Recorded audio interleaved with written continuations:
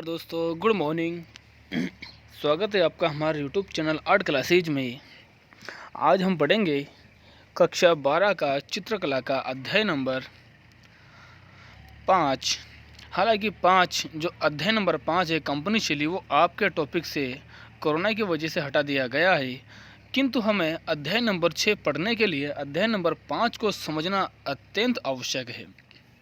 जब तक हम कंपनी शैली को नहीं समझेंगे तब तक हम बंगाल शैली को नहीं समझ पाएंगे, क्योंकि अध्याय नंबर 5 के बाद कंपनी शैली के बाद में हमारा टॉपिक स्टार्ट होता है अध्याय नंबर 6 बंगाल शैली।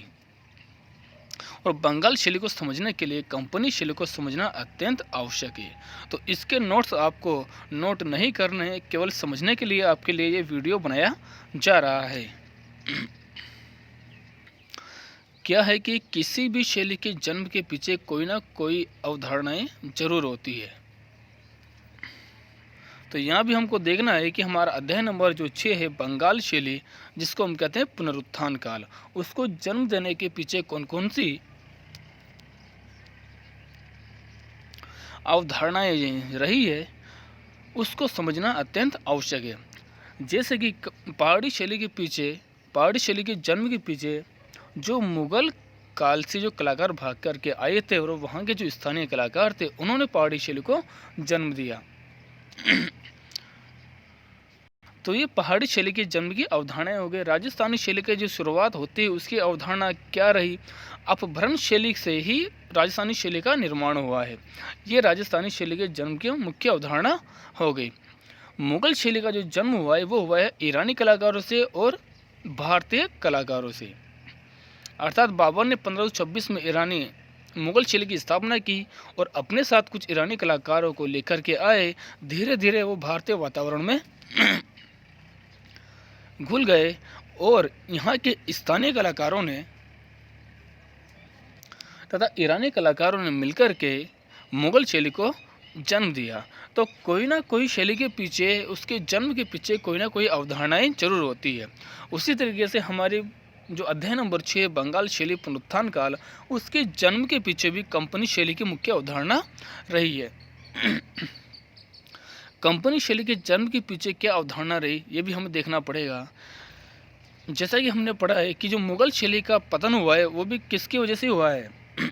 धीरे धीरे अंग्रेजों ने भारत पर अपना अधिकार कर लिया और अंत में जाकर के समस्त भारत पर अंग्रेजों ने अपना अधिकार करके पूरा शासन अपने अनुसार चलाने लग गए। तो जो मुगल कला का पतन हुआ वो भी किन से हुआ? अंग्रेजों के आने से या फिर अंग्रेजी कला के आने से। राजस्थानी शैली का जो पतन हुआ वो भी अंग्रेजी कला के आने से हुआ, और पहाड़ी शैली का जो जन्म हुआ वो भी क्या हुआ? अंग्रेजी कला के आने से हुआ, या फिर अंग्रेजों के भारत में शासन करने से इन चित्र शैलियों का जन्म हुआ। और यही अंग्रेजों की एक व्यापारिक मंडी थी, ईस्ट इंडिया कंपनी,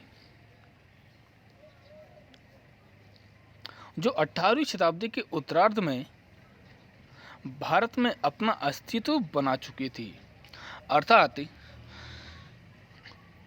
अंग्रेज अधिकारियों का मुख्य केंद्र था पटना, जिसको कंपनी शैली कहा जाता है। तो 18वीं शताब्दी के उत्तरार्ध में अंग्रेजों की एक व्यापारिक मंडी थी ईस्ट इंडिया कंपनी, जो अपना अस्तित्व भारत में बना चुकी थी। और इसी की आड़ में अंग्रेजी सत्ता ने भारत के सामाजिक, राजनीतिक, सांस्कृतिक व धार्मिक क्षेत्रों में अपनी जड़ें जमा ली थी। और यह 19वीं शताब्दी के प्रथम चतुर्थांश तक भारत पूर्ण रूप से अंग्रेजों के स्वामित्व में आ चुका था। और यही प्रभाव कहाँ पर दिखाई देता है? हमें चित्रकला के क्षेत्र में। यानी कि भारत के जितने भी सामाजिक, राजनीतिक, सांस्कृतिक और धार्मिक क्षेत्र हैं, धार्मिक पहलू है, उन सभी पर अंग्रेजी सत्ता ने अपना अधिकार कर लिया था। और ये जो इस कंपनी के, ईस्ट इंडिया कंपनी के जो अधिकारी थे, उन्होंने भारतीय विषयों का चित्रण पाश्चात्य तकनीक के आधार पर करवाया। कंपनी शैली के अधीन भारतीय विषयों को पाश्चात्य अर्थात पश्चिमी, या फिर हम कह सकते हैं कि विदेशी तकनीक में उनका चित्रण किया जाने लगा, जिससे भारत की जो मूल आत्मा थी, जो मूल कला थी, पहाड़ी शैली, जैन शैली, मुगल शैली, राजस्थानी शैली वह धीरे धीरे समाप्त होने लगी थी। अर्थात हम कह सकते हैं कि भारतीय कला पर लगभग 18वीं-19वीं शताब्दी में विदेशी कला ने अपना आधिपत्य कर लिया था, अपनी जकड़ में ले लिया था, जिससे भारत की जो मूल कला थी, जो आध्यात्मिक भाव से जुड़ी हुई कला थी, पहाड़ी शैली, जैन शैली, मुगल शैली, राजस्थानी शैलियाँ, ये जो शैलियाँ चल रही थी वो धीरे धीरे समाप्त होने लगी थी। अब इस कंपनी शैली में जो चित्र बनते थे वो चित्र बनाए जाते थे रियलिस्टिक, यथार्थवादी। जैसे कि हम जो कैमरे से फ़ोटो खींचते हैं उसमें जैसा हमारा रियलिस्टिक यथार्थवादी चित्र आता है वैसे ही चित्र कंपनी शैली में बनाए जाने लगे थे।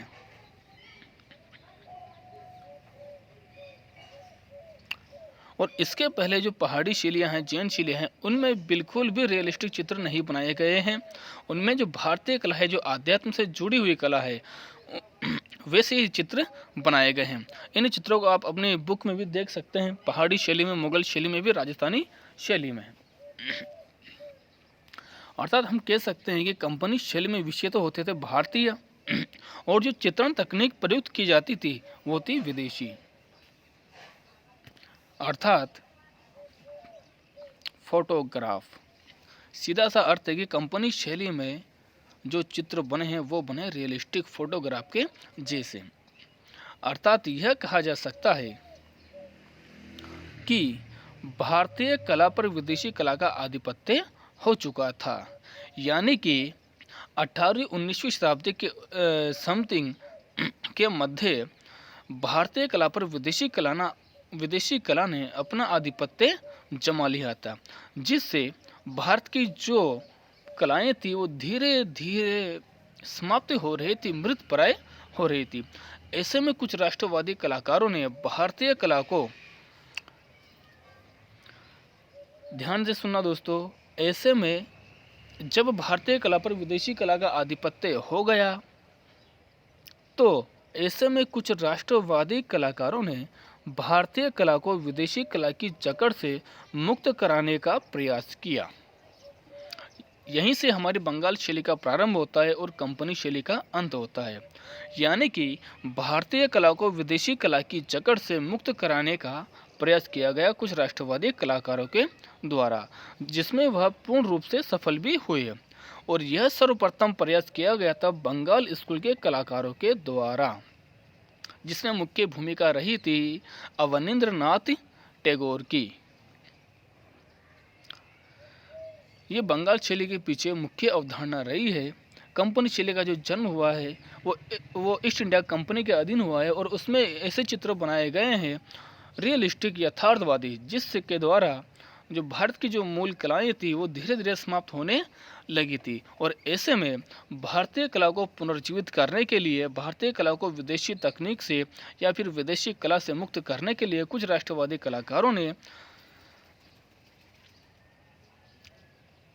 प्राचीन शैलियों का अध्ययन करके उसको वापस पुनर्जीवित करने का प्रयास किया, जिसमें वह पूर्ण रूप से सफल भी हुए। और सर्वप्रथम यह प्रयास किया गया था बंगाल स्कूल के कलाकारों के द्वारा। इसीलिए अध्याय नंबर 6 जो हमारा टॉपिक है वो है बंगाल शैली, पुनरुत्थान काल। तो ये वीडियो केवल आपको बंगाल शैली के जन्म के पीछे कौन कौन सी अवधारणाएं रही उनको समझाने के लिए ही बनाया गया था, ना कि आपको नोट करने के लिए। तो आप केवल वीडियो को सुने और बंगाल शैली के जन्म के पीछे कौन सी अवधारणाएं रही उसको समझिए। बाकी जो अध्याय नंबर 6 है बंगाल शैली, उसको हम अगले वीडियो में स्टार्ट करेंगे, प्रारंभ करेंगे। वीडियो अगर अच्छा लगा हो तो वीडियो को लाइक, सब्सक्राइब, शेयर और बेल आइकन पर क्लिक जरूर करें, खास तौर से वो विद्यार्थी जो 12वीं में ड्राइंग के विद्यार्थी हैं, उनके लिए यह महत्वपूर्ण नोट्स हैं। ओके, धन्यवाद, थैंक यू, जय हिंद, जय भारत।